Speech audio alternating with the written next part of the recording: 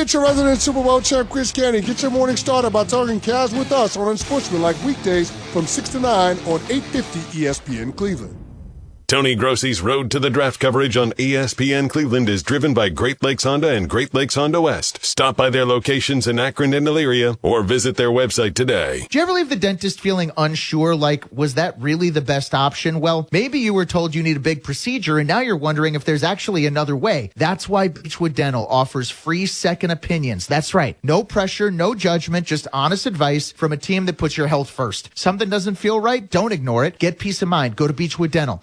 BeechwoodDental.com. Schedule your complimentary consultation today, or you can also schedule your complimentary second opinion at BeechwoodDental.com. It's Beechwood Dental. Comfort, quality, and care. Skip the hassle of hanging holiday lights every year with permanent LED trim lighting. Pro Lights is Cleveland's leader in programmable holiday lighting and landscape lighting design. Veteran-owned and trusted since 2016, Pro Lights is bringing brilliance to homes across Northeast Ohio. As for their try before you buy demo, the team at Pro Lights will set up the lights on your home just as they'll be installed, so you know exactly what you're getting. Visit getprolights.com or call 440-557-4343 today. Everyone deserves a fast and reliable connection, one that helps better their everyday through the things they value most: friends and family, education and career. A connection that opens pathways to opportunity and builds roads to a better future. At Spectrum, we're committed to delivering just that every single day. Because with the right connection, anything is possible. That's Life Unlimited. That's Spectrum.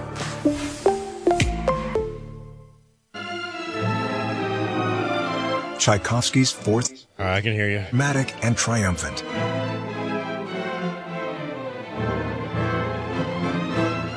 Franz Welser Most and the Cleveland Orchestra perform one of Tchaikovsky's most beloved symphonies.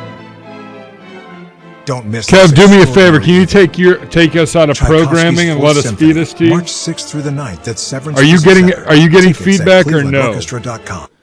Yeah, I'm getting feedback. Goldhammer here, at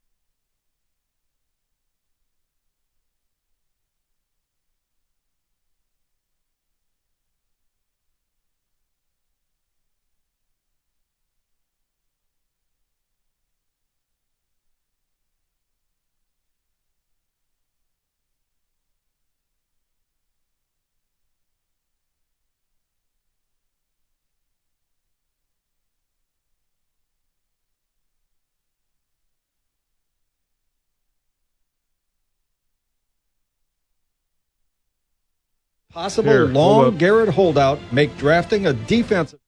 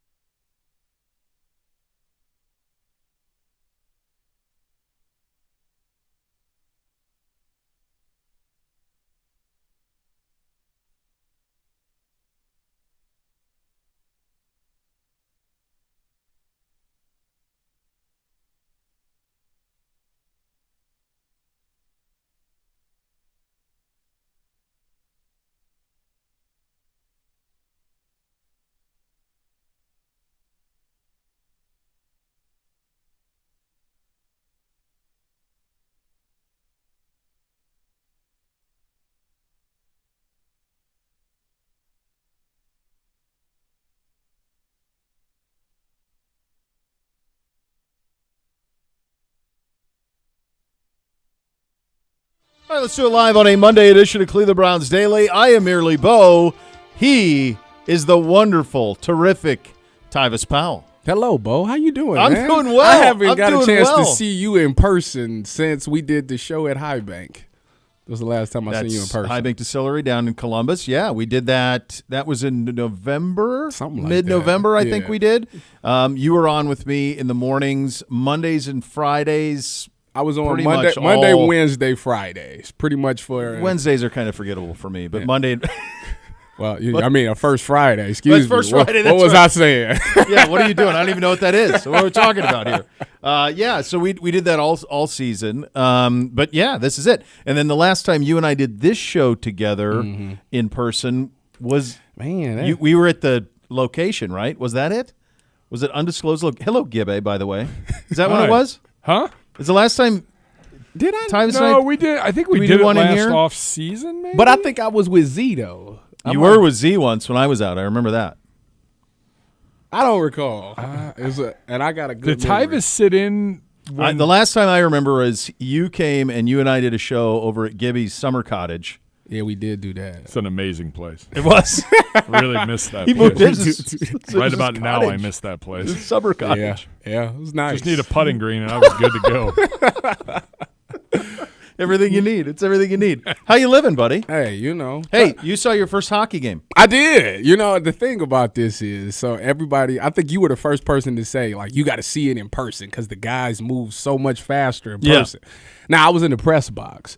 But that is my favorite place to watch hockey is the press box. No, I wanted to be on the glass. I want to push the glass like I seen in the movies. Yeah, but you can't see that up top. You see how the game develops. I feel the same way about agree. football. I agree. My favorite place to watch a football game is from the press box. If the press box high, somewhere between the 40s, anywhere there, all the way up. That's because then you can see the whole field, and I think the same is true of hockey. Like up there, you can see the whole rink. You can see how plays are developing. Yeah, I mean, the hardest part is sometimes I lost the puck. But it's a small puck. You can't really see the puck that good. But once you find it, like you got to follow it because if you lose it, it's hard to find. But I enjoyed it though. Overall, I wanted to see a fight. Didn't see that. And I wanted them to score. I ended up leaving after the first period because I had some other obligations to get to, which then those obligations got canceled, so I could have stayed and seen the whole thing, but that's a whole nother story that I'm not even going to get into. You wrote lose the puck. It is, or you just said lose the puck. It's one of the damnedest things that this is a sport that is broadcast throughout the world, and you lose the puck, even on television, up against the boards all the time. The near boards, you lose the puck. So I don't understand why the NHL, hockey at large, hasn't just moved the camera up and over and shot down so that you could see the puck. Yeah. Because they don't. They stay there. Everything on the near boards, you lose. Every time the puck hits the near boards, you lose. So unless you know what you're looking for, you have to anticipate where the puck is going to go. I also found out that I couldn't play hockey. Believe it or not, I know. Skate? Yes, that's not the problem. I can skate really well, actually. The problem is in hockey, you get smashed on the glass. Yeah, right. If somebody smashes me on the glass, it's not even about hockey no more. I'm telling you right now. I know that they gotta have a puck in their vicinity and all those things. Forget the rules. You put me up against that glass, it's on for the rest of the game. So do you equate getting put up against the glass in hockey to like when someone spits in your face? No, that's even worse. when the Oregon kids there is nothing worse than somebody We're not spitting having in your- that. No, that's because you got hit. That's you go would, to jail. You would deliver hits, but you probably got blocked on your it posterior. would be like getting blindside blocked. That's what I what feel it is feel like. equivalent Yeah. to getting put on the glass and somebody blind you running and somebody just crack back block you and you ain't see it coming. Like that's about the same. Do you so did you enjoy it? I did. It was a heck of a spectacle. 95,000 people, second largest attendance ever for a hockey game. Only the big house was bigger. It was nice to be like that high up to see how the entire shoe was filled out, and it definitely makes me want to go check out a game at Nationwide. So that's on my to-do list. So we had Ohio State, Michigan up here at Huntington Bank Field. Was it last year, Gibbe? I think that was last year, and they had a great crowd for that. This was the Blue Jackets against the Red Wings down in Columbus, so that's what happened over the weekend.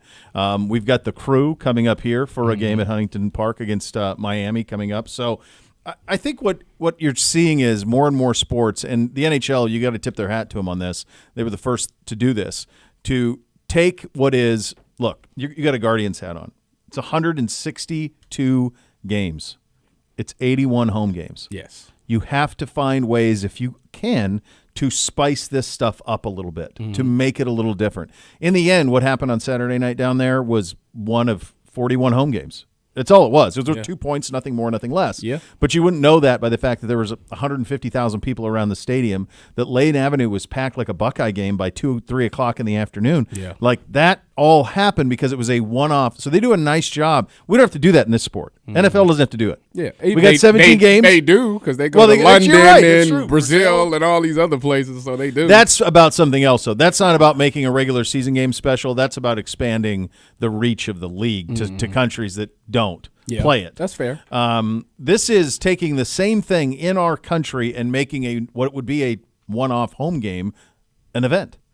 And that's a pretty cool thing to be able to do. And it was, I think, like we were talking about earlier, the timing of it was great with the Four Nations, getting everybody excited, with the Blue Jackets being where they are in the playoff hunt and that wild card spot, actually going up against a team that both are fighting for that final wild card spot. It made that game that much more intense, and people was like, I gotta see it. And I was shocked at how many Red Wings fans was there. There was a ton of red jerseys there, and it was weird being a Buckeye cheering for the blue and hating the red. All right, let's have the conversation. I didn't like that part. So before there was an NHL team down there, it was Red Wings fans and Pens fans. Yeah. That's it, because they were the closest proximity for NHL. So there's a ton of folks down there that are part of that.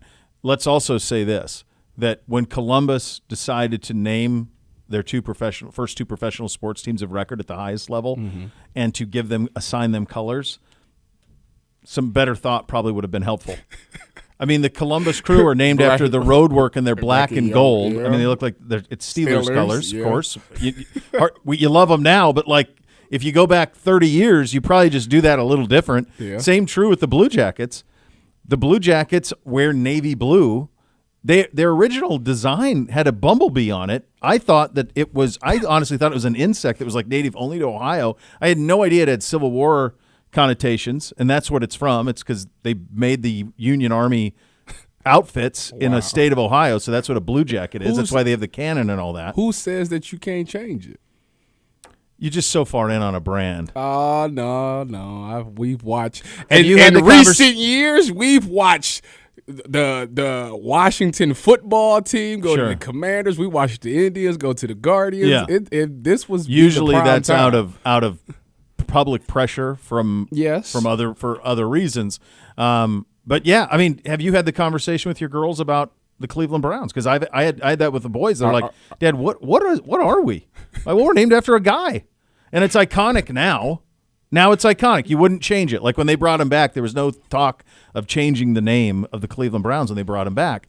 But if you explain it to a kid, they named him after a guy. Oh, did that guy end up owning the team? Oh no. Actually, he founded another team. Yeah, he did. And down the road in the division. Well, are they called the Browns? No. He named them sort of after Massillon High School, where he coached first. So they're going to be the Bengals, and they're going to use Massillon's colors. Maybe I just won't have that conversation. It'll come.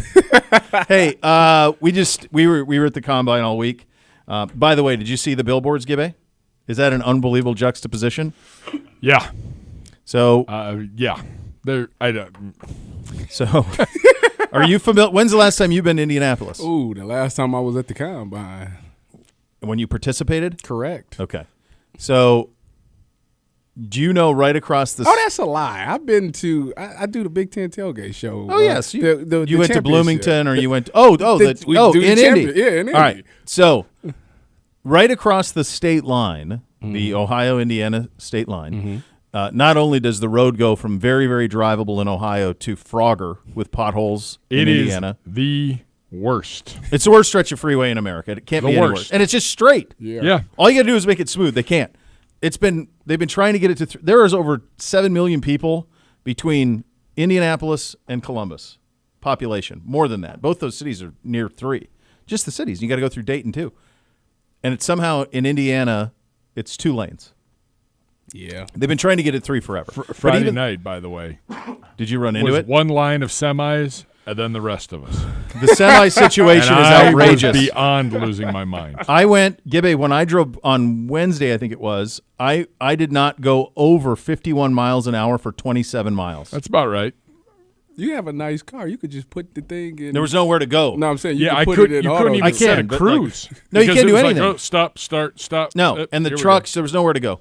So right as you cross the state line from Ohio into Indiana, forever, there is a cross about the size of the Key Bank. Mm-hmm. Okay, you've seen this. It's on the right if you're going westbound and left if you're going eastbound.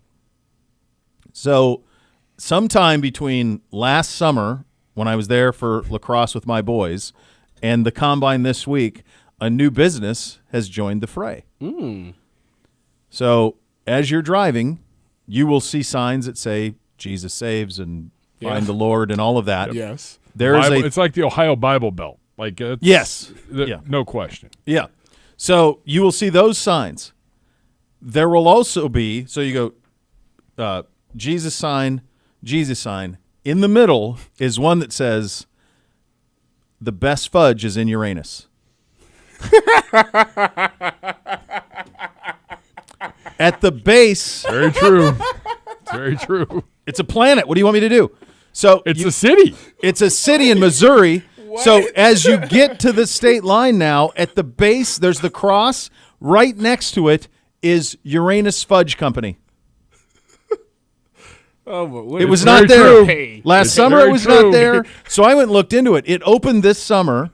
Apparently it started in Missouri, like outside of St. Louis or something. It's a billboard that says No. And then it's a place that sells fudge. The billboard says what I told you it sells. I got to Google this. Google it.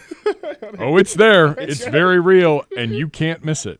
It's spectacular. Yeah. Yeah, it is. And I don't even particularly like fudge. I don't like But I was just going to get a T-shirt just for the boys. I almost stopped. If I wasn't on a time crunch, I was almost bought a T-shirt for the boys just to say, I know they would think it's the greatest thing ever. Yeah, absolutely. Yeah, the first when we were driving into Indiana, I thought I had seen it. I'm like, wait a minute. I'm looking at it. Back there. Did that say it? I think it said. Oh, yeah. Is there a town? Is there? That's right. That's exactly what it said. And then coming back, I was Uranus like, hey, guys, Fudge what's to your Factory. left? Yep. We're coming back into Ohio, but before that, one for stop. Uranus. The best And fudge right next comes to from the Uranus. allegedly the world's largest fireworks store, Yes. which I can't believe that to be true. There's got to be one bigger than that. It's big, but there's got to be one bigger. I feel like in Ohio Texas. we can do that, or Texas for sure. And then the giant cross, all at one stop. That billboard is so good that I would pull my car over and you got to go in there and get some fudge. Well, if I wasn't on a time crunch, I would have. Because I'm like, that is hilarious. That's unreal. And they also, by the way, they also need to update. We got to get DeWine to update it. It still says Lieutenant Governor. It does not say the sweater vest. Oh, it don't say Jim. No Jim Tressel as your lieutenant. Yeah, we got to get no on Lieutenant that. Governor. We got to get still on John that. Husted on that. So got there to you get go. on that. What was? Take me back to you as a player. We finished up the combine. Mm-hmm. What was the lead up to the combine like for you? Ooh.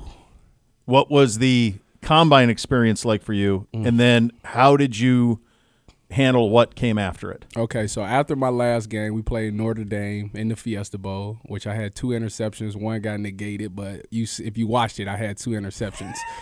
After that, I went to train at Exos in Pensacola. Everybody goes places for training for the combine. Yeah. So I went to Pensacola, Florida, left there during Senior Bowl, did Senior Bowl for a week, came right back and started training again for the combine.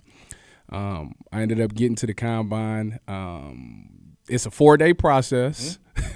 The funny thing is, before you get there, I remember actually when I got my invite to the combine, I was at Senior Bowl. We had finished practice. I was on the bus, and I got an email from the NFL like, "You've been invited to the combine." I was like, "Yeah!"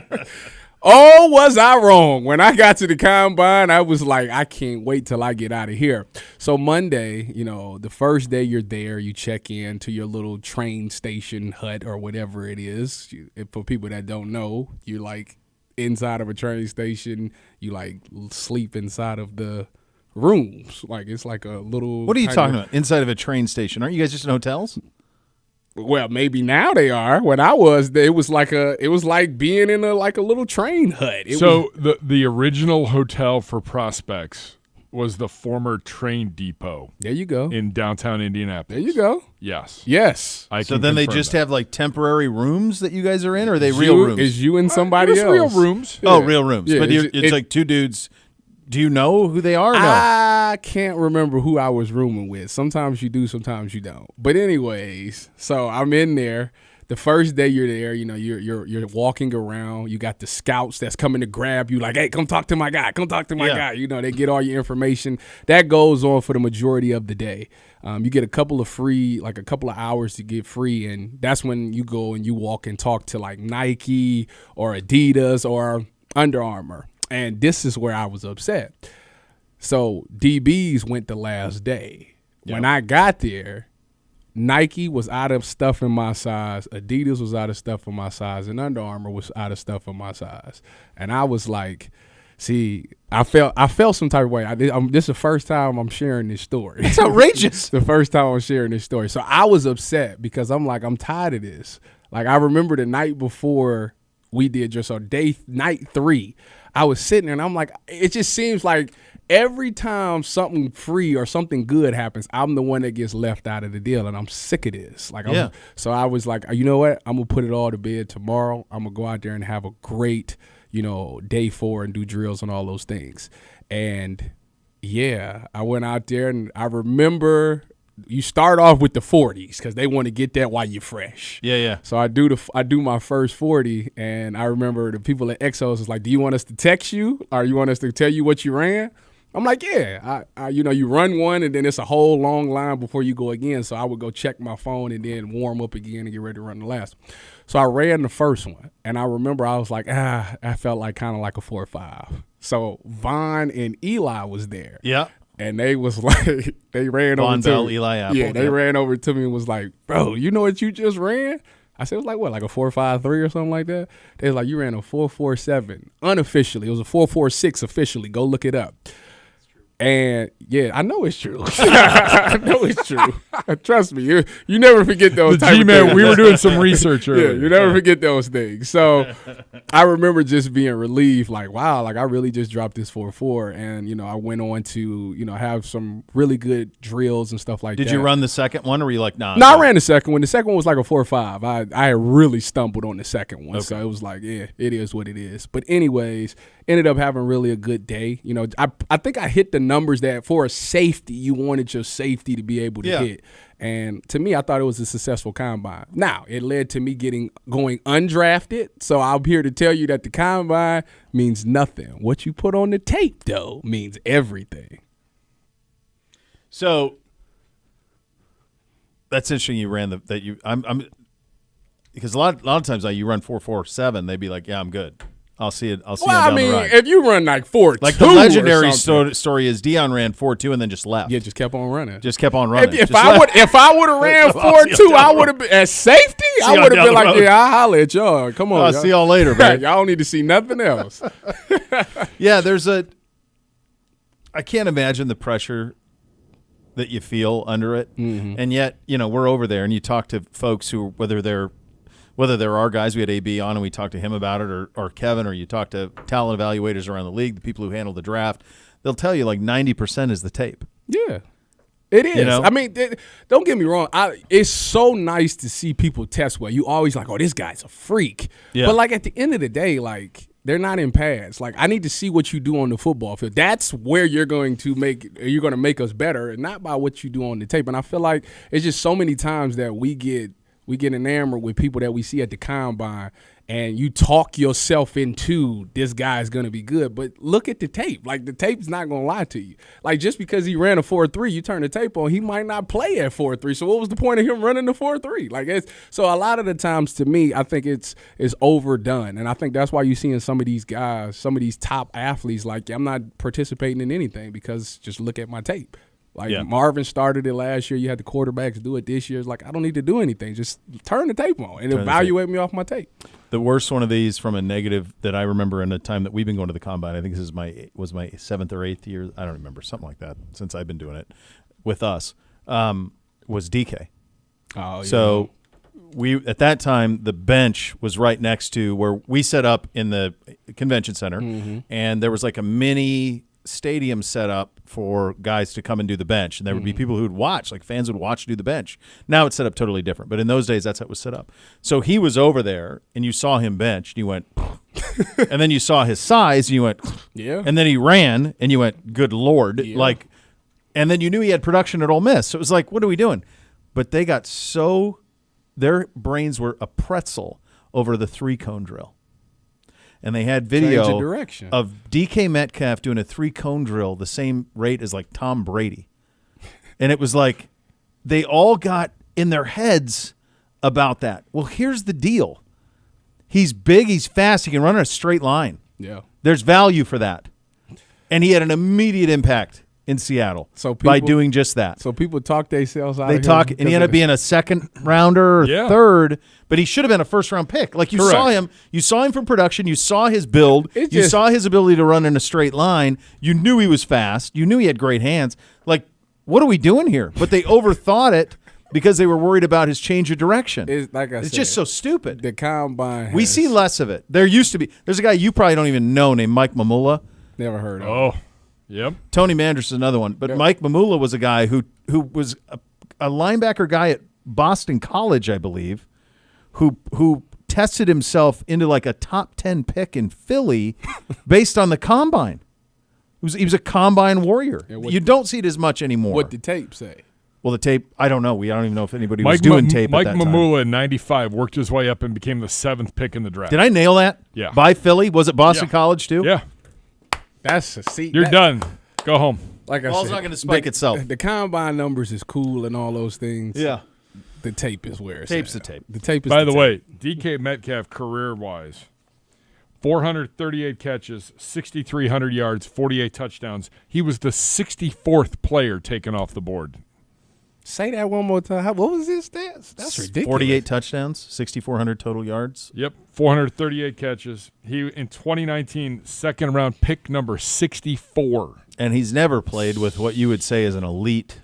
I mean, they throw it around with Gino, but he's never played like in an elite setup. He's going to be on the move this offseason. Could be Green Bay. I thought if you're Jordan Love, you'd like that. I thought he was going to Kansas City. Good Lord. By the way, before what do we need all that for? We don't need that. Yeah, you stop that talk That's my Things thought. like that get you thrown off the network. We can't have Good that. God. Good Lord. Before we go to break, like we were talking about like roommates and everything in the combine, like Gerard Cherry to this day is like, I screwed up at the combine. I made my own set of mistakes, a.k.a. going out to the clubs maybe during that week.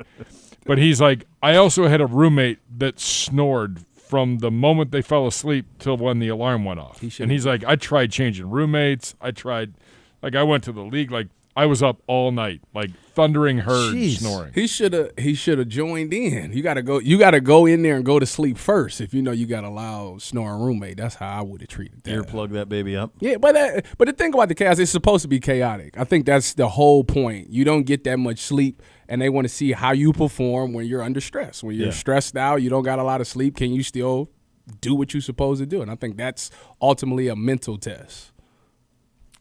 It is what I think is the number one thing that comes out of it. It's the conversations and we'll get to this around the league in a second. It's the conversations that take place amongst teams. Mm-hmm. Like you found out last week that there was some momentum that maybe Matthew Stafford would get traded. But by the time you got to Friday, it was like, no, that ain't gonna happen. Yeah, that ain't gonna happen. There's the best spot for him is to stay there. I am certain that the conversations that led to Deebo Samuel being traded to Washington, those started in Indianapolis. Yeah, because you're face to face, and that goes a long way. You can have a real conversation about things. All right, so do you want to? We got a ton of notes on our side. Let's go Browns next, and then quick timeout, and then we'll hit the around the league a little bit later. All right, you or I are on the same page as is customary, Gibbe. Those are your hot topics today, presented by University Hospitals, official healthcare partner of your Cleveland Browns. A lot of buzz around the Cleveland Browns at the Combine. We'll try to separate some fact from fiction. Coming up next, Tyvis Powell is in here with me. You listen to Cleveland Browns Daily on 850 ESPN Cleveland.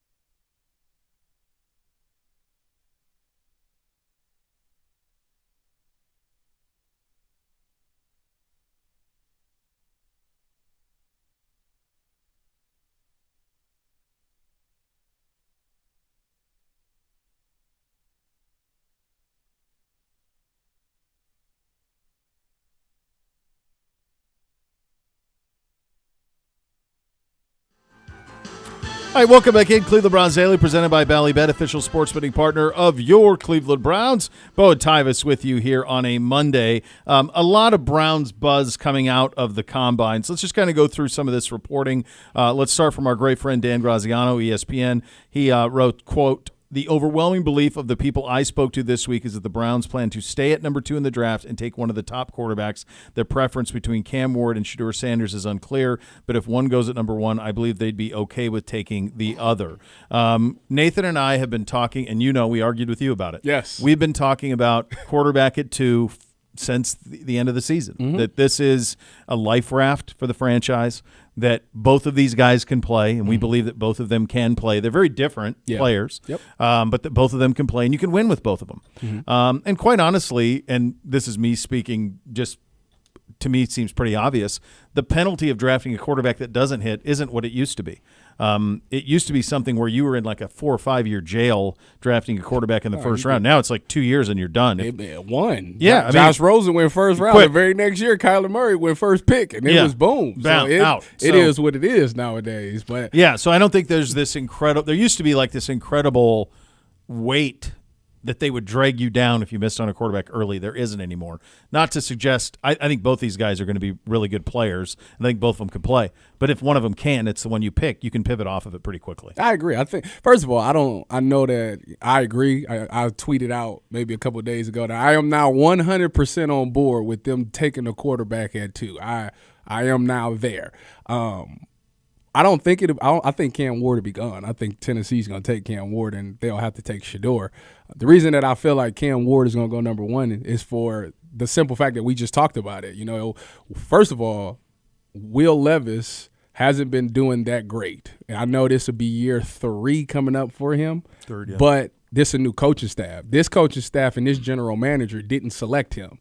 So and they had him last year. Correct. So they know what he is. So they know what he is, and they're thinking to themselves, can we win with this guy? And the answer is probably no in their mind. So they feel like, let's start, because when you're a new coaching staff, like, you get 2 to 3 years, and if it ain't looking good after about 3 years, you out of there. You're out. So for them, they already are down 1. If they're picking in this same position next year, and they rolled it back with Will, like, that's an issue. So I feel like they're going to take Cam Ward with the first pick, and I think the Browns should take Shedeur with the second pick. I think he'll be great. We talked about, when I was on with you and Z, we talked about how he fits Kevin's system. Now, both quarterbacks do a terrible job of holding on to the ball for a long period of time, but I feel like when Shedeur's pocket is clean, when he knows exactly where he's supposed to go with the ball, I think he throws a really good ball. And now I believe that Kevin, Tommy, and those guys on that coaching staff is going to do a better job of coaching him up to get what they want. The one thing that I like about him the most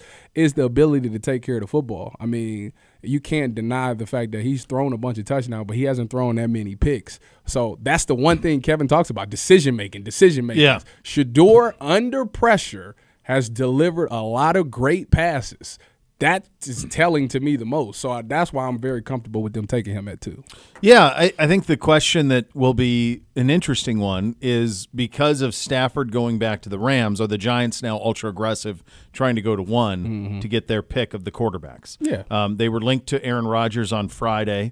So I think Tennessee's decision at 1, whether it's to stay there and just draft him, or say, we have so many things, this is not a position to put a quarterback in.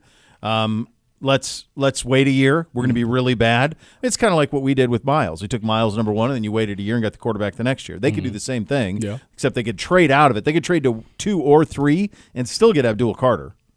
Yeah. Or Travis Hunter. So they could pick up assets in the process and still be bad to the point where they're at the top of the draft next year. So their decision at 1 will be big. Nathan and I were talking this through last week, and if you like one of them, and let's be honest, Glenn Cook just walked by. Glenn Cook has ties to University of Miami, really close ties. Played there, knows he should know exactly what they think, what the real truth is on Cam Ward. Yep.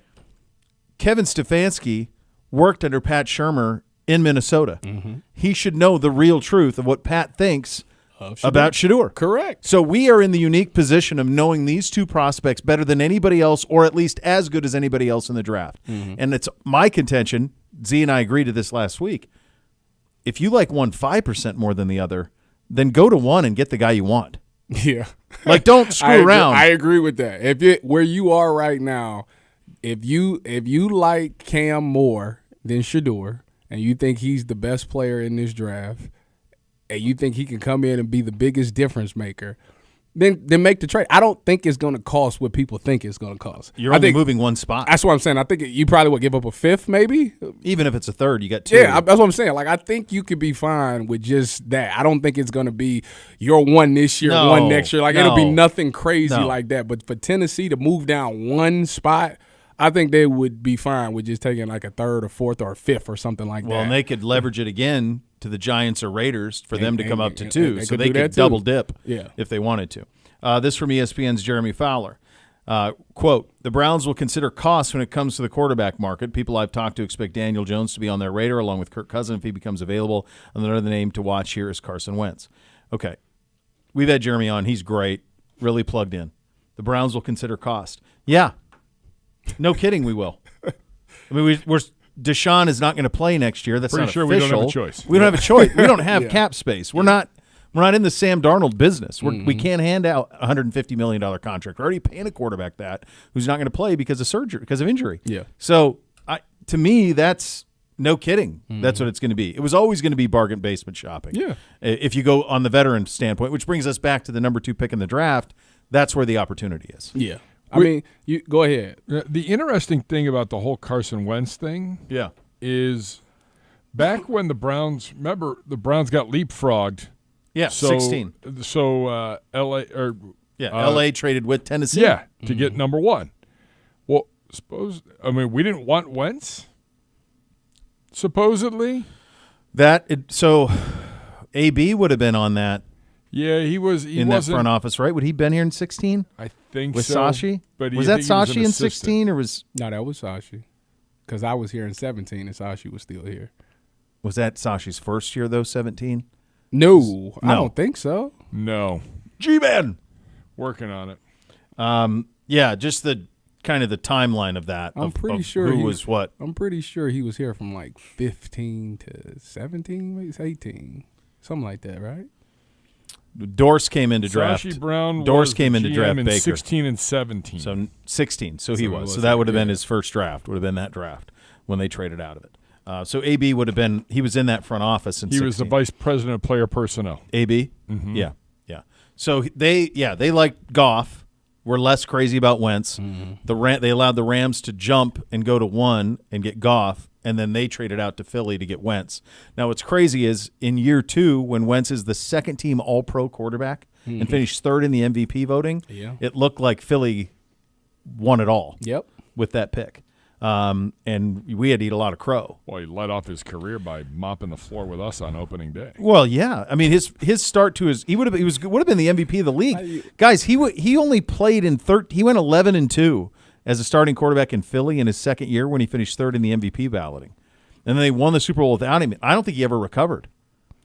Yeah, I mean, that's like mentally.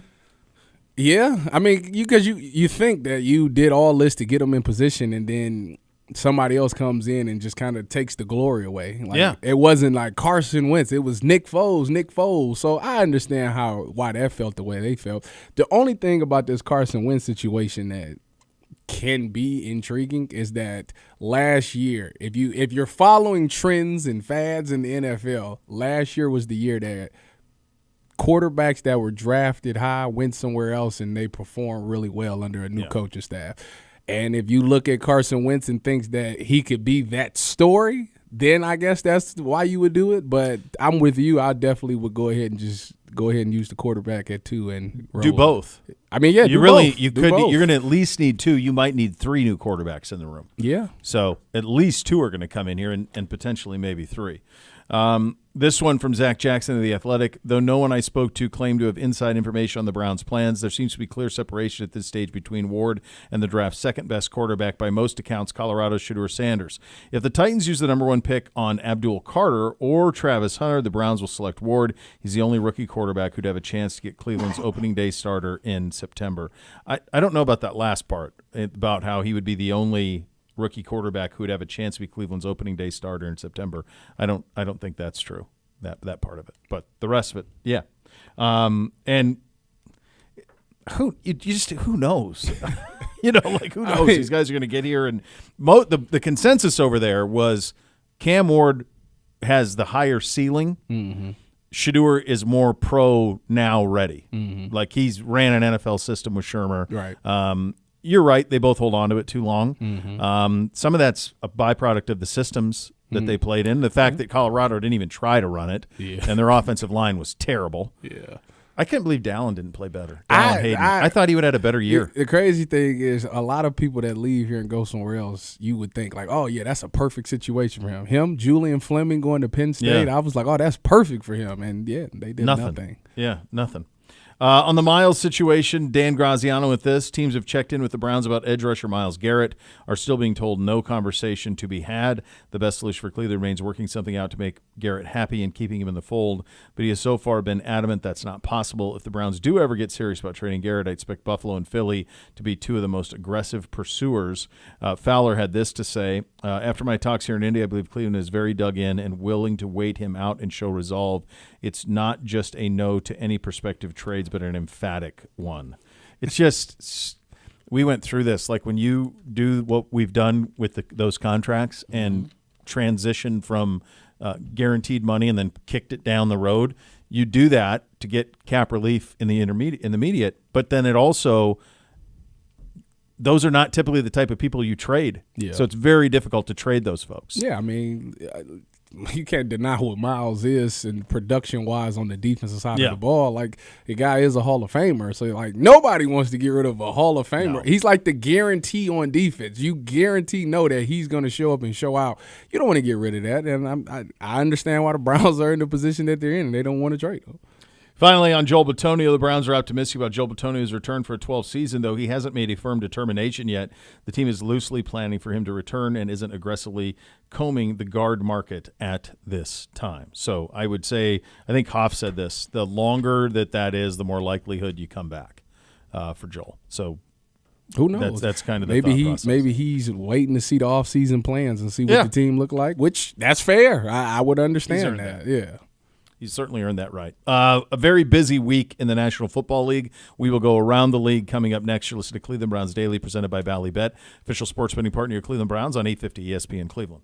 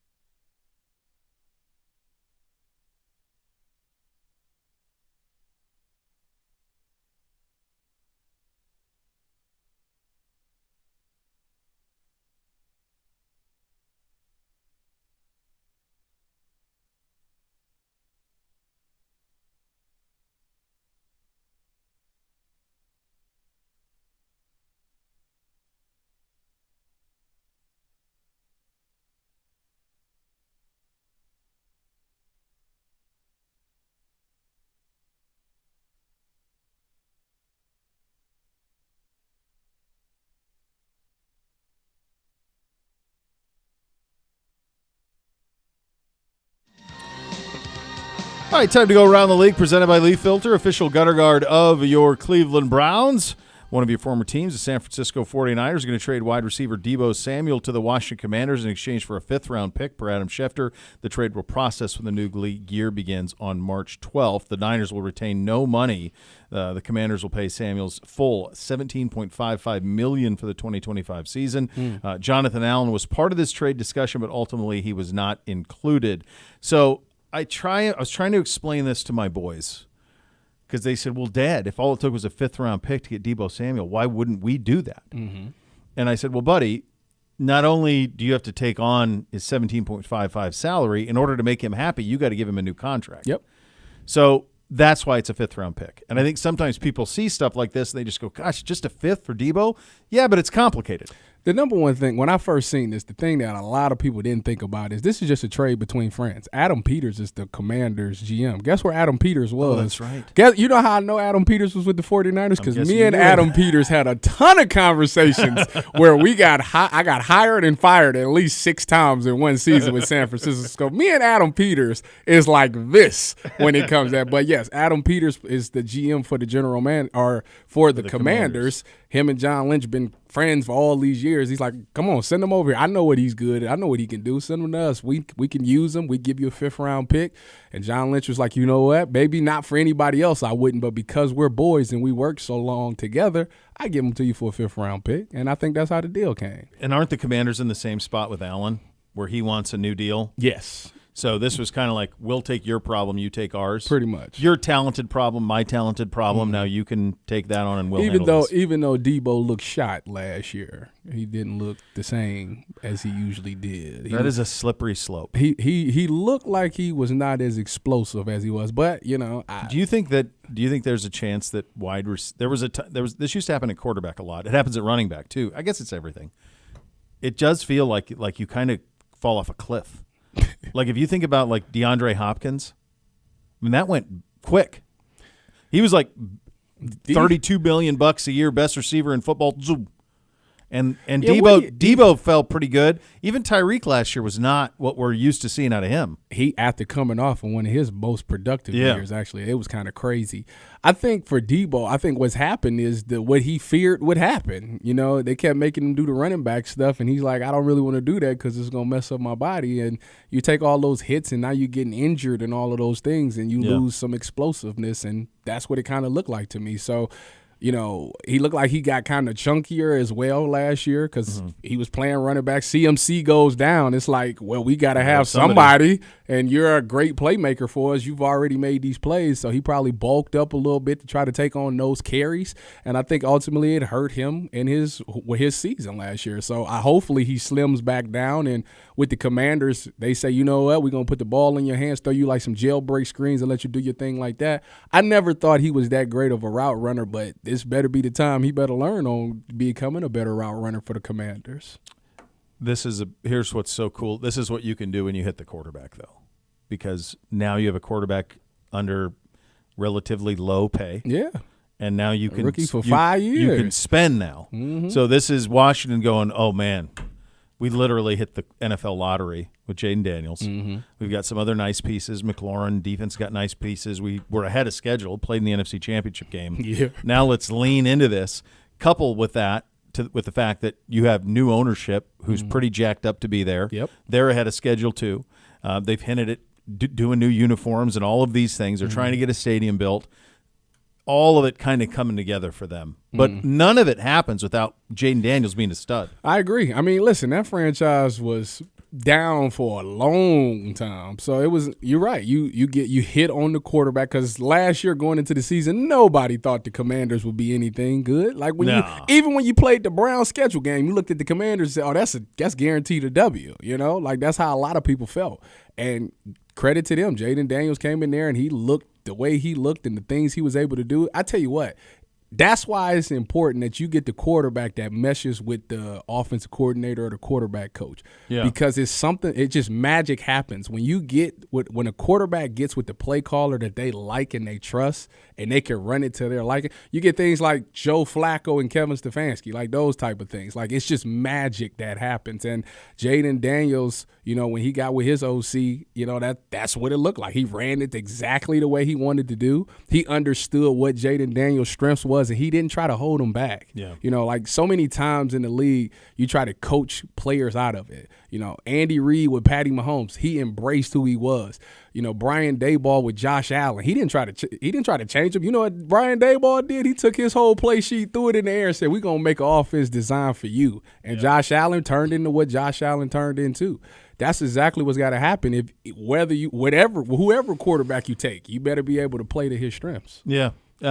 It's interesting when you mentioned how Washington was such a bad organization for most of your life. Yeah. They were the model organization when I was a kid. Yeah, then they go to what? They won three Super Bowls with three different quarterbacks. Yeah. They were consistently good. That you could not get a ticket to old RFK Stadium in D.C. The last time I seen them being good is RG3's first season. Yeah, but that was baby stuff alongside of what they were. That was the only time I was that was the Redskins. I was like, yeah. The only time the Redskins is good. That's it. This one's funny. All right, I'll play the role of – well, we won't role play on this one. All right, here it is. The Jets are moving on from Devontae Adams. They'll take trade calls on him. If they can't reach a deal, they're expected to release him. I would love to be an organization that would call them and say, really?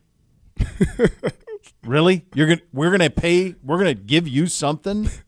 Well, you got to. I mean, what? He's going to be released. Wait a minute, hold on, because there isn't going to be no trade. Because it would be a team that he has no interest of going to. Of course, that would be the team it's that would make the trade. They're releasing him. There is no trade. I agree. If I was on the other end, I'd be like, well, I'm not going to trade you. You're going to release him, and then I'll just show him the deal. But if it's a team that he doesn't have any interest in, and that's the only way I can get him, then I make the trade. Hey, was he going to take a 6th-round pick? Yeah.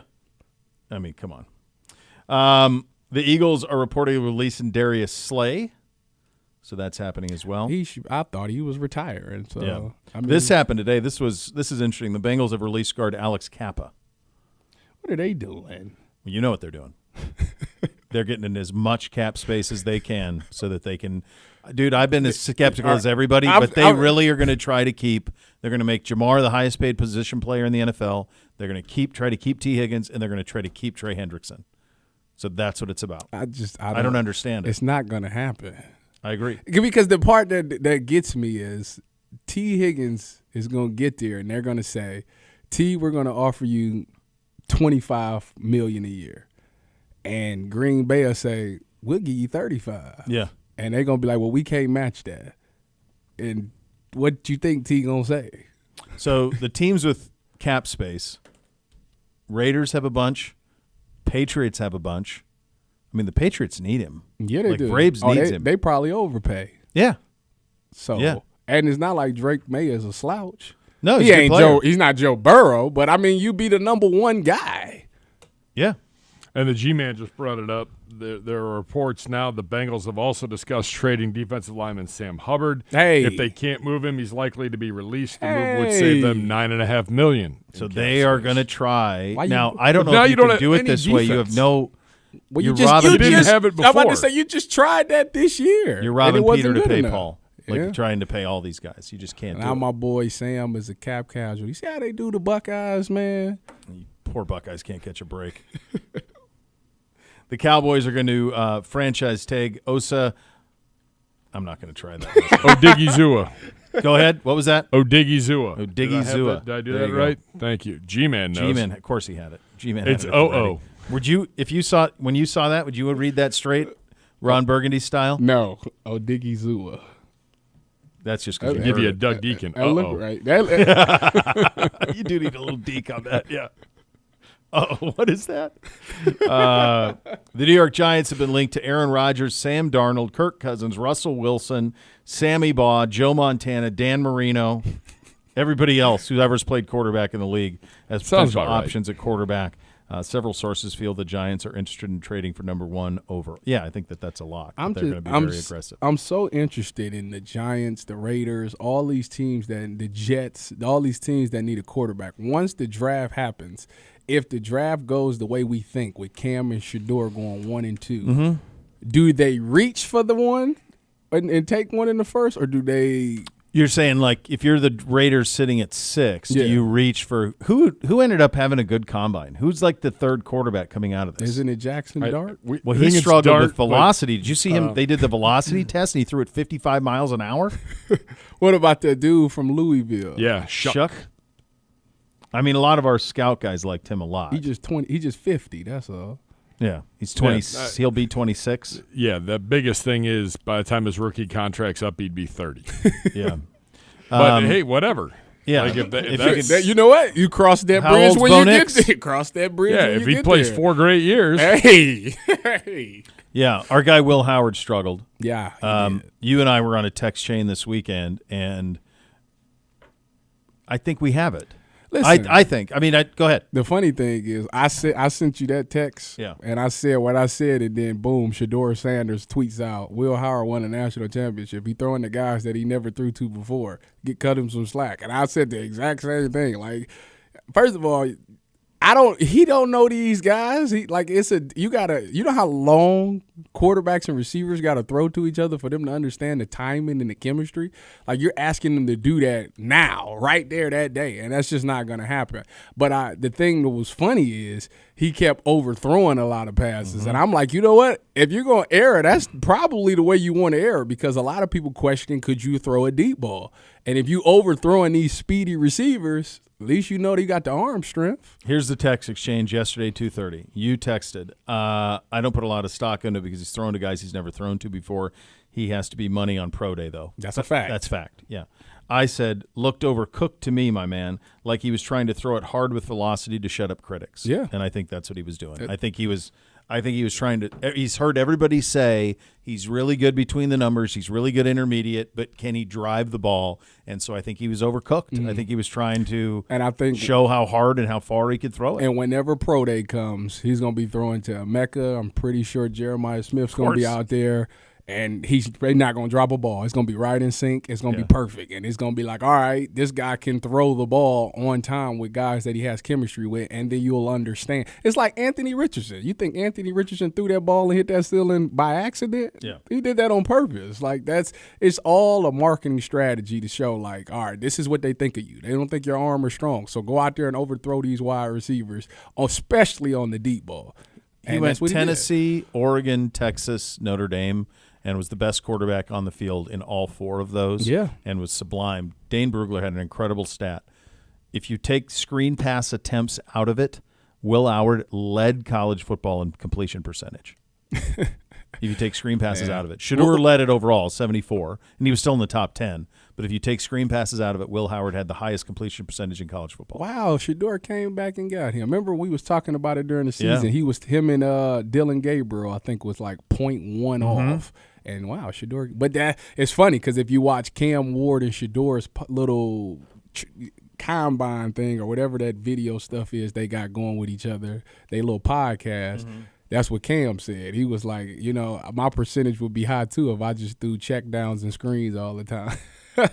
So it's nice to see the trash talking between those two. You listen to 850 ESPN Cleveland, WKNR, a good Karma brand station. One other thing around the league that I want to hit on here, and that is retirement news. Jimmy Johnson is turning his microphone in. He is stepping away from Fox. He's been with Fox the whole time, right? Since they've had the NFL. 31 years. Man, that's crazy. I'm so old. I remember when they got it because it was CBS and NBC when I was a kid. That's crazy. And then they stole it. He had like 3 careers. He's ridiculous. I mean, I think he's most notable. Obviously, for the fact that no, it's the Cowboys. The Cowboys? The Cowboys were in doldrums through the 80s. Yeah. Jerry Jones bought the team for $150 million. They're now worth $10 billion. Pretty good return on investment there. Yeah. And he hired Jimmy Johnson, who was his college teammate at Arkansas, and he gave him the keys to the kingdom. And in those days, teams did not have these incredibly large scouting departments that they have now. And Jimmy Johnson used his knowledge in the college game to draft players that were ready to go. Mm-hmm. He had relationships with them. He was at Oklahoma State when they were trying to recruit Troy Aikman there because Troy Aikman ended up at Oklahoma, so he was familiar with Troy. He was familiar with Michael Irvin. He was familiar with Emmitt Smith. He was familiar with Russell Maryland at Miami, all of those guys. And then, of course, the Herschel Walker trade, Jimmy oversaw that, and that led to basically the Cowboys' 3 Super Bowls. And Jerry hasn't been close since. Yeah, I guess when you put it like, I still liked him at the U. He's cool at the U. Yeah, he won a national title at the U, but Howard Schnellenberger won one at the U. Yeah. Dennis Erickson won one at the U. But it wasn't the same when he left. Didn't they take a dip when he left? No, Dennis Erickson won one 2 years later. Dang, never mind. Cowboys it is. Yeah, Cowboys. Yeah. No, it was a hell of a his Cowboys thing was nuts. I think people forget that he went and coached the Miami Dolphins at the end of Marino's run. I don't know if people remember that. I didn't even know that. Yeah. That must be something nobody really talk about. They don't talk about it much. Was it not a great year? He did a couple years. They won, but he was also part of like the end of Marino. Oh, okay. And so there was that part of it. And Marino's last game, I want to say they played Jacksonville and got bombed in the playoffs, like 60. I don't think I'm wrong on this. I think it's like 60-20 or something. With 96 through 99, he was the vice chairman, president, CEO, GM, head coach, and head of player personnel for the Dolphins. Man. Okay, geez, I'm on a heater today, kids. 1999, Dan Marino's last game in the National Football League, he lost the Jacksonville Jaguars in the divisional round, 62-7.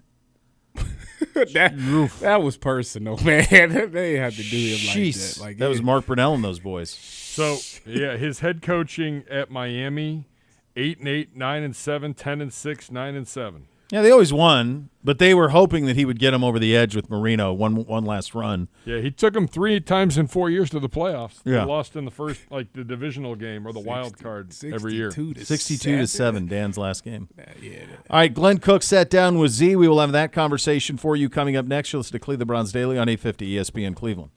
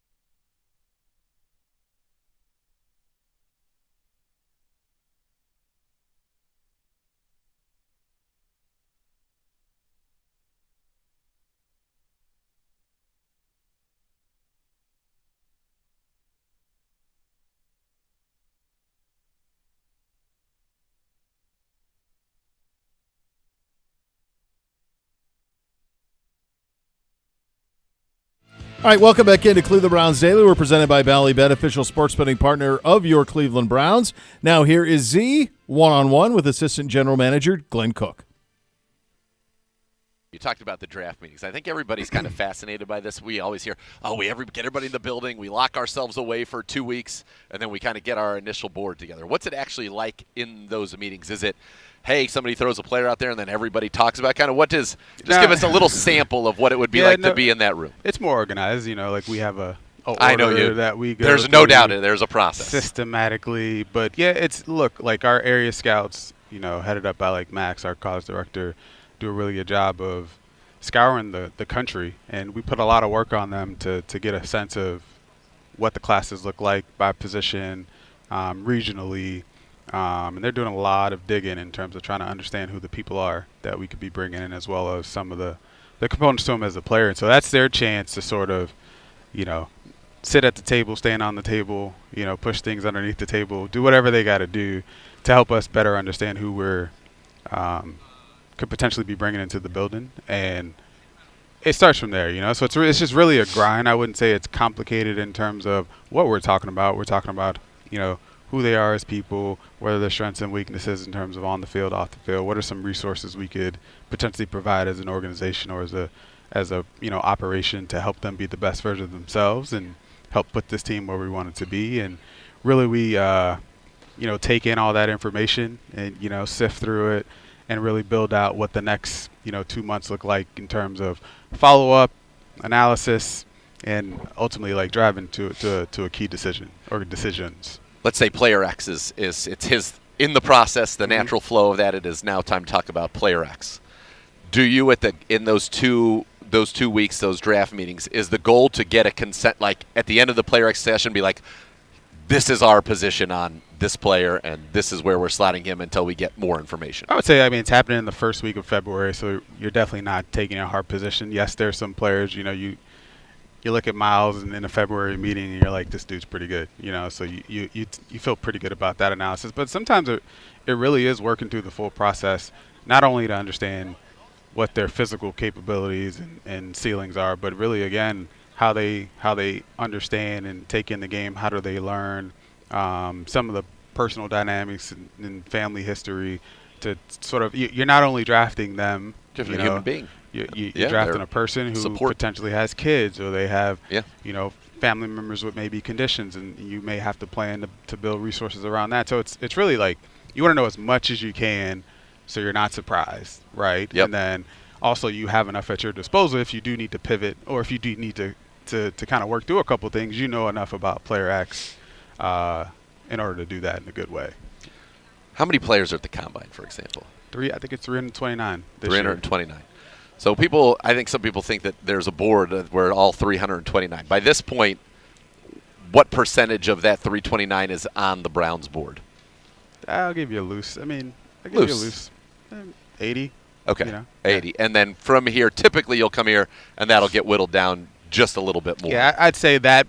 So you have probably like the group's board is probably different than Andrew's board. I'm sure in his mind he's got probably less than even – past this point, maybe less than 50% that he's really honed in on. But that's, of course, I think all GMs I've been around kind of work that way, where to me there's always a separate – and it's always going down. There's always like a separate mental draft board that exists. But honestly, you're really working through – sometimes you're working through more about like, hey, this player may not be the best fit, as opposed to this is the guy, And so by process of elimination, you kind of work yourself and whittle yourself down to – hey, these are the guys we really feel great about bringing into the building, people, players, and the nine. So I think it's sometimes it's more the inverse of what people may think, where it's like, all right, we want these 15 guys.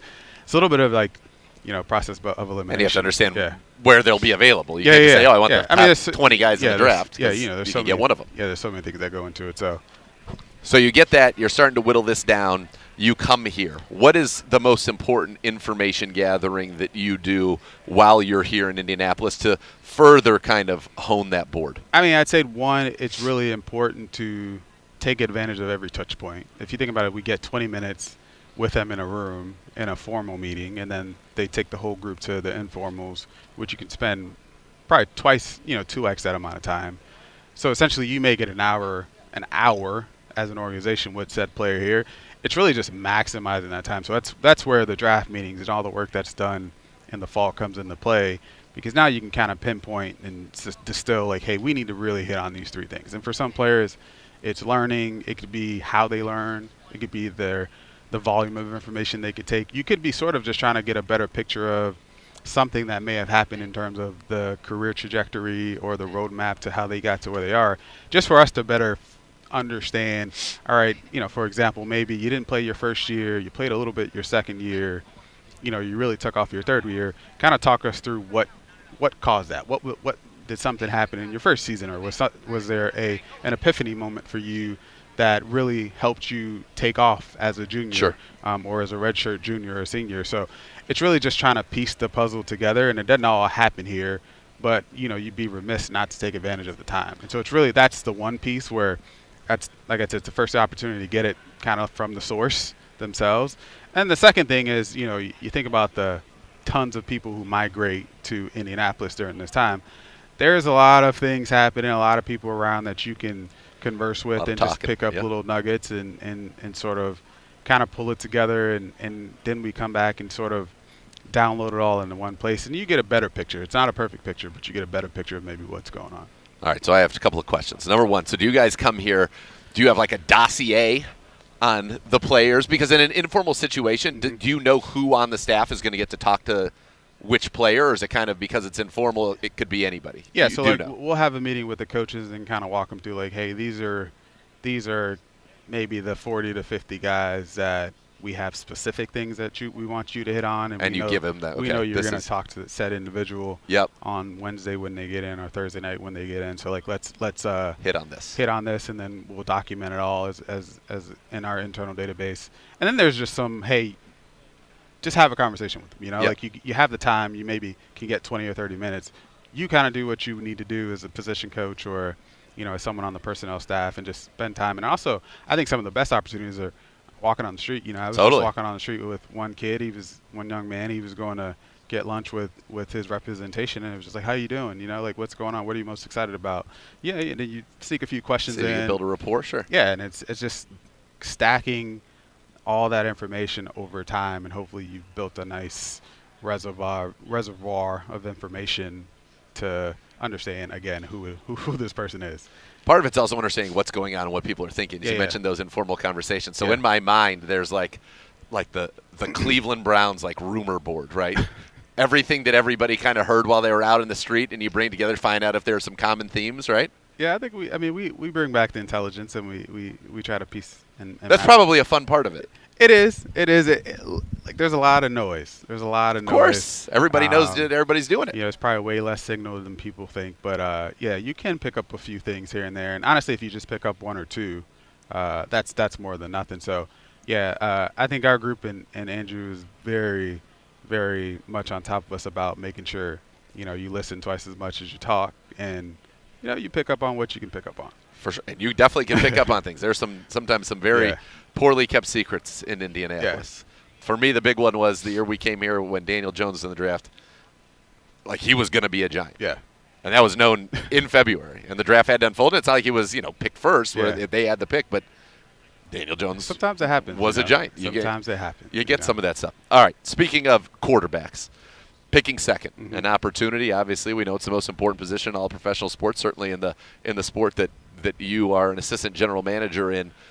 How do you what's your philosophy on evaluating quarterbacks? What are the things that are the most important to you, to Glenn Cook, and how do you go about your film study of quarterbacks for all the amateurs out there? Because we have a lot of people, I don't know if you know this or not on social media, that have very strong opinions on these quarterbacks that I'm not sure they've necessarily watched them, but their opinions are very strong. Yeah.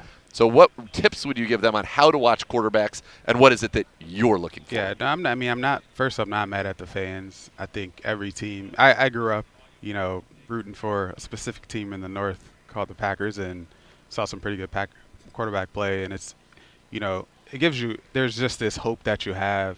And how far do you go back with the Packer quarterbacks? I'd say probably 95, 94, 95. So is that Favre? Yeah. No, it's definitely but right. But no Magic Man? No. Okay, so it's his 61st birthday. I just came across that on social media. Don Majikowski. All right, go on. I started being a fan prior around. By the way, nice run for you. Yeah, Brett Favre into Aaron Rodgers. It was not a nice bad. run. Nice run. But I think it leads into probably one of the things that to me is something you just have to take note of. And it's just I always remember as a kid when Brett got the ball, in the fourth quarter or in a pivotal moment. You felt good. It was hope. Yep. You know what I mean? You knew. You felt good. You had a chance. This is going to be a good thing. Yes. Or we got a shot to probably pull this one out. So I think that's what the position is all about. Like, it's a really important position. I think it's the most important position far beyond just because it's so complicated, but because of that dynamic and that I think the control it has over so many other things when it comes to your team, your organization, your city, honestly, like bleeding into the entire state and country with your fans. And so when you have a guy, pulling the strings in key situations, and you just feel good about them making plays and putting your team, your offense in position to make plays, that goes way beyond what people think, and even to the other side of the ball, right? Like when your defense knows if we get off the field here, they're and going we to get our guy the ball back, we got it. This might be a good thing, and so there's that additional hope. It raises everybody. It's just you can't put a value on it. It's so invaluable to have someone at that position that can play that way. That's probably, honestly, if I had to boil it down to one thing, if you can go into arm strength and you go into accuracy and all these other things, like when you boil it down, that's what people are saying when they look at them, right? Like whatever the combination of their talents, because I think we've seen it enough throughout the league that there's many different ways to play. Many different ways to build out that position, and the way these guys come up and the way they've developed, there's just so many unique skill sets. But when you boil it down, the really good ones have that capability, and that's not something you can buy. No. I always say the best quarterbacks in the NFL can throw the ball when they have to throw the ball. Yeah.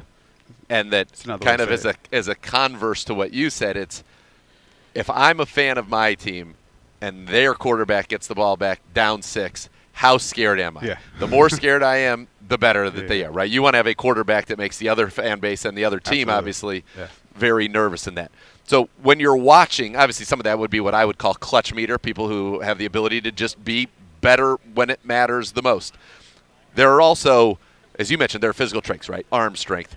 But there are kind of intangibles. It's the instincts, the ability to quickly process information, decipher a coverage, know where to go with football, and then be able to deliver that football on time and accurately. When you watch, if you're going through quarterbacks, take me through your process of what you do. You start a play. Take me through just one play of a quarterback, how you approach it, what you're looking for. Yeah, I think ultimately, like they're the captain of the offense, right? So it's from how they break the huddle, right, to when they get to the line of scrimmage, just sort of trying to glean how much control they have of what's happening. And obviously with different systems, there's different latitude in terms of checks, audibles, hots, etc. Sure. So you can't don't overdo it in terms of watching them, but you just want to get a sense of like, okay, how much control do they have in the pre-snap process for the offense? And then again, when the ball snaps, it kind of comes down to some of the things you said, but also just, all right, how are they moving the football? How is this offense moving the football? Are they getting the guys the ball in the right spots? Are they doing it in a timely fashion? Are they doing it with the right pace on the football? Can they put touch on the ball when they need to put touch on it? Can they drive it when they need to drive it? Right? It's there again. You ask the position to do so many things. You want to see how many times they display that ability throughout the course of every game. By the time we're done with this, we probably will have watched every game for the last 2.5 years of these guys, every throw, every key situation. Over and over. Over and over and over again. And you want to walk away feeling good that if this guy gets in this situation and needs to deliver. I've seen enough examples, and you never know, you never know when it's going to click too. They may come in as a rookie and light it up. It may take them a few years, but you want to have enough confidence that you've seen the ability in them at some point in their career to execute on the things you believe. And honestly, that's just at the player level. But then you probably have to take a step back and think about your system once you complete So that's what I was going to ask you. What's understand. more important and I'm sure the answer is yes, all. But, for example, I think in this draft there's a fair – I'll say it, you don't have to comment on it. There seems to be somewhat of of a consensus outside of perhaps NFL rooms, just in the people I talk to in the media, that Cam is the more toolsy, obviously clearly put tape on, better arm, some of those things more toolsy.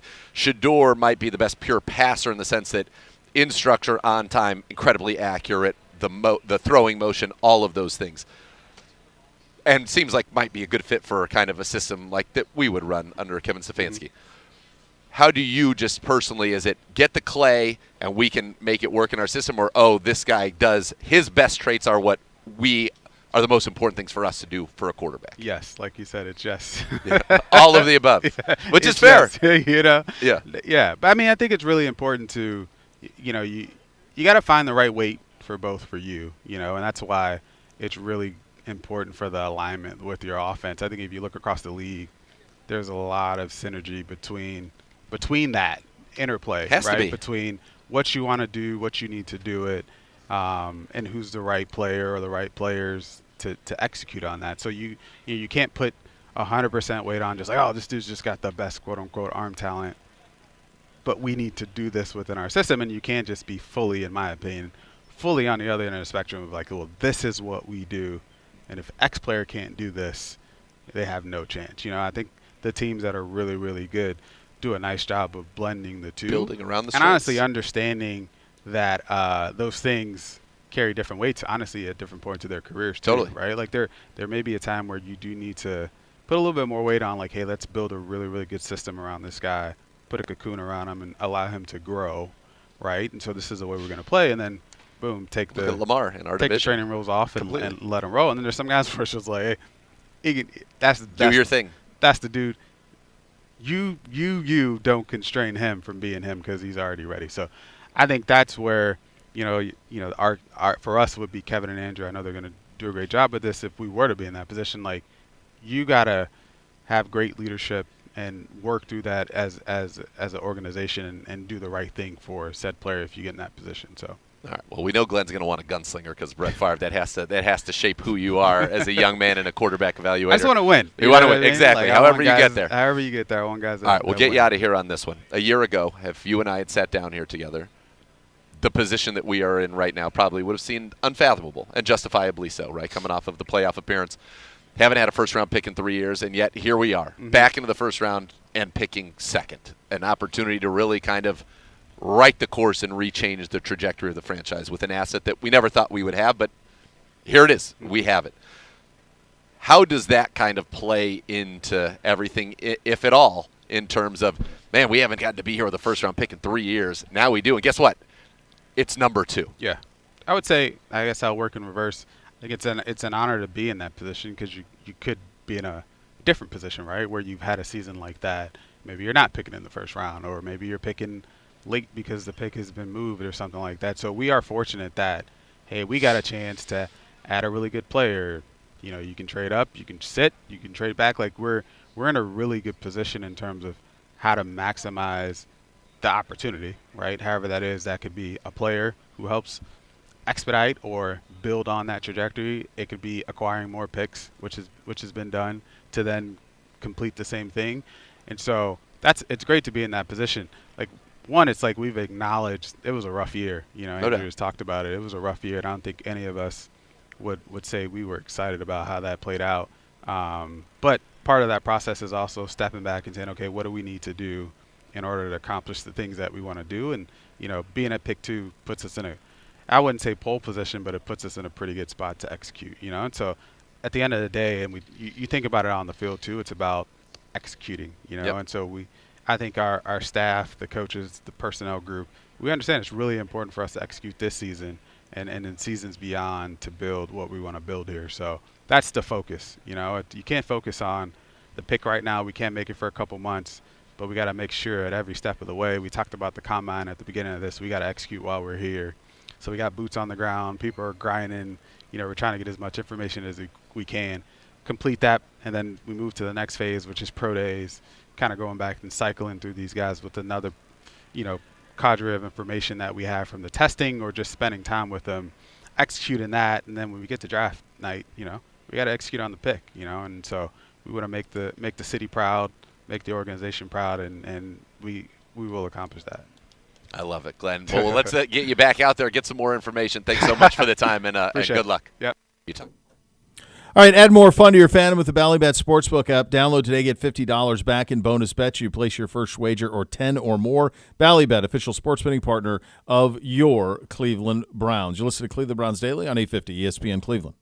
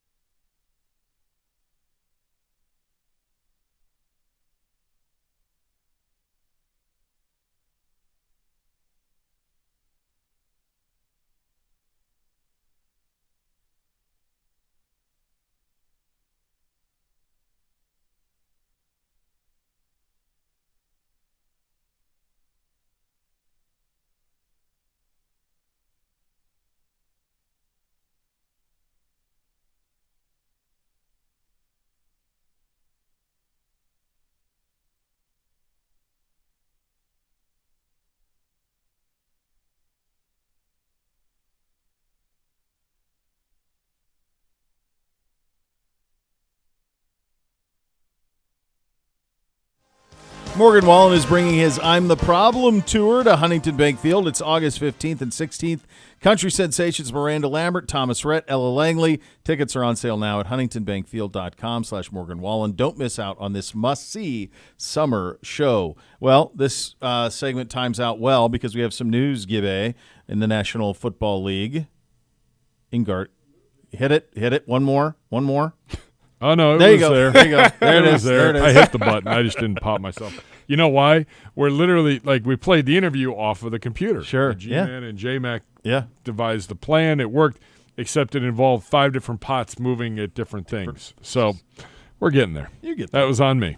Yeah, you're good. Schefter, Bengals placed the $26.2 million franchise tag on wide receiver T. Higgins. The second straight year that the Bengals have used their franchise tag on Higgins. T. Higgins immediately reposted and said, tag, period. The game is on. It's funny you had to include the period. All right. What is? That's what he did. All right. So this is I have in front of me. I can't wait to see this. This is. Let me see what this is. Is this total value? 26. Okay. This is years. This is money per year. Highest paid wide receivers in football. So JJ, 35 a year, 110 guaranteed. That's number one. Jamar Chase is going to usurp that. Also 26 years old, CeeDee Lamb is number 2. His yearly salary is $1 million less than JJ. He's 34 with 100 guaranteed. Well, T ain't getting this. This is where I'm getting. Let's see what he. Oh, computer just died. Great, fantastic.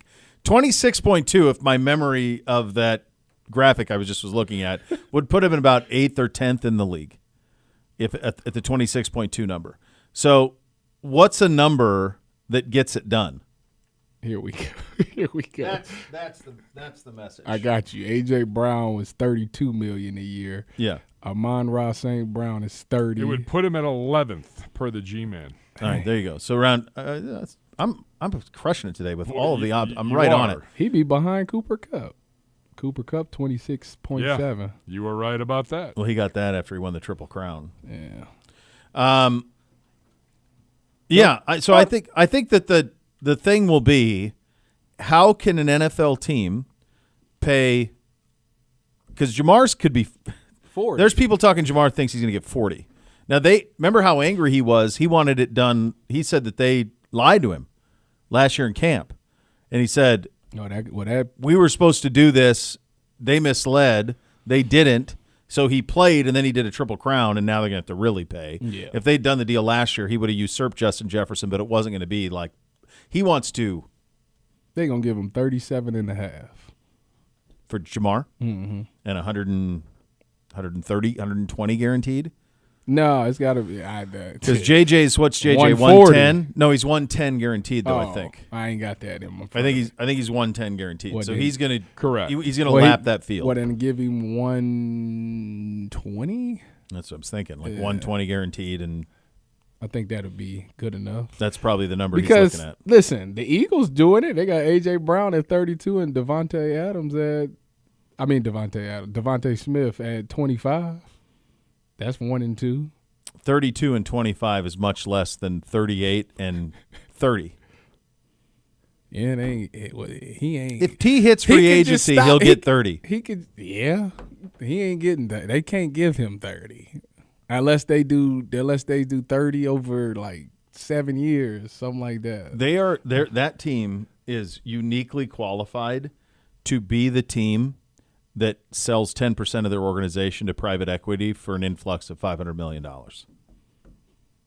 They're the team for that. They need the cash because they could restructure Burrow's deal to get him guaranteed money, kick that money down the curb, and then you could spread this out so a lesser cap hit for Burrow allows for them to spread it more evenly. But even if they take care of Higgins and Chase, they still have to take care of Trey Hendrickson. If you could have 2 of the 3, which 2 do you take?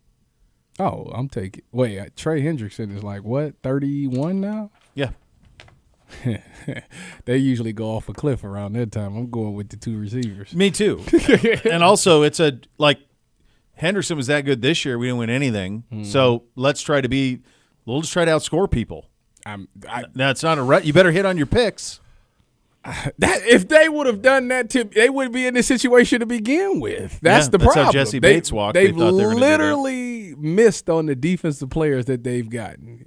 I mean, Cam Taylor-Britt was supposed to be one of the best corners in the league. That's what they were saying coming out of camp. Dax Hill played safety at Michigan. They thought they were going to make him a corner. Yeah, it's just they've How missed. many offensive linemen too? They missed on those too. Yeah. This is what happens when you miss. You got to overpay now, and that's tough you sledding. You can't be in that business. NFL free agency is right around the corner. Here are some of the best available players, starting with quarterbacks. It's a big list of guys, right? And none of them wow you.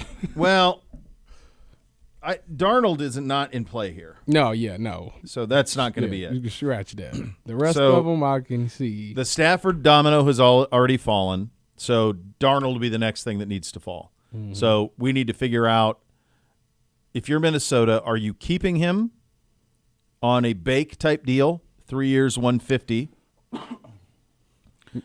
And because remember, JJ had 2 surgeries.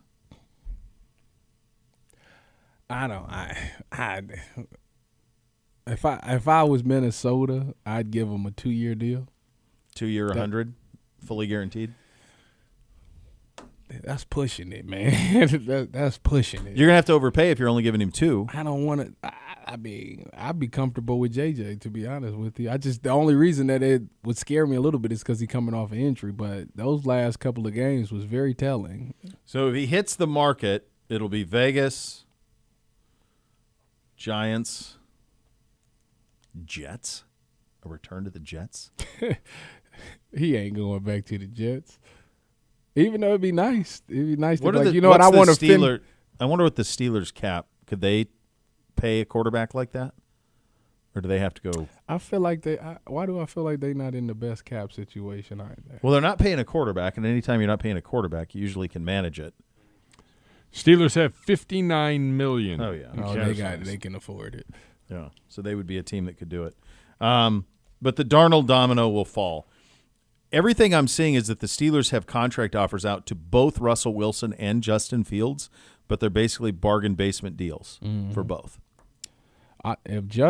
Russell, I don't understand why he would. I've been seeing the smoke and mirrors about him going to the Raiders, you know, to link up with Pete Carroll again. The Justin Fields thing, I think his decision dictates off of what Russell does. If Russell leaves, then Justin should stay because I think they like Justin there. I think he's in a good organization where he can grow and stuff like that. And I think he's got some weapons over there that he can utilize. If Russell stays, then Justin should go somewhere else and then try to become a starter somewhere else. That's personally go to Indy. That's a good spot. Who you talking about, Justin? Yeah. It wouldn't be bad. Vegas? He's one of those ones too. Yeah, he's one of those ones where it's like the circumstances you find yourself in shape what you become. My only issue with Justin is that he got those moments that he's a teaser. He'll show you something, you'll be like, oh my goodness, this kid, look at this kid. Whether it's with his legs or some of the throws, it's like, oh my goodness, that's magnificent. But then he'll go like 3 or 4 games where it's like, dude, what are you doing? You know? And then with the Steelers this past year, they basically said, listen, don't force anything. Just go out there and just be vanilla. Just if it ain't there, run it, whatever. Just don't do too much.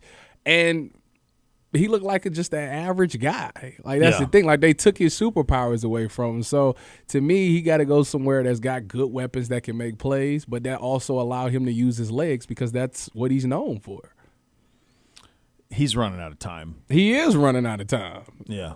Wherever his next place is, he got to do something or you're going to be a backup. If someone would have told me when he was coming out of Ohio State, juxtaposed, and I don't know if they were the same draft class or slightly might have been 1 year either way, that he would be in his position where he is in his career and Jalen Hurts would be in his, I would have said you were nuts. I agree. Because Jalen Hurts, when he went to Oklahoma, there was talk he may have to play safety. Like, he was benched at Alabama because he couldn't throw it. And then he went to quarterback finishing school at Oklahoma. He did well there. Did very well there. It was a finished second in in the Heisman. He was in the Heisman. Second in the Heisman. Now, some of that was, I think the Buckeyes canceled themselves out. I think he was in the same one. There were 2 Chase. Was that the JK? Might have been Fields. Was he that year? I think the Buckeyes canceled themselves out, and he won. He wasn't playing when Chase Young was there? He could have been in that one. That would have been Haskins.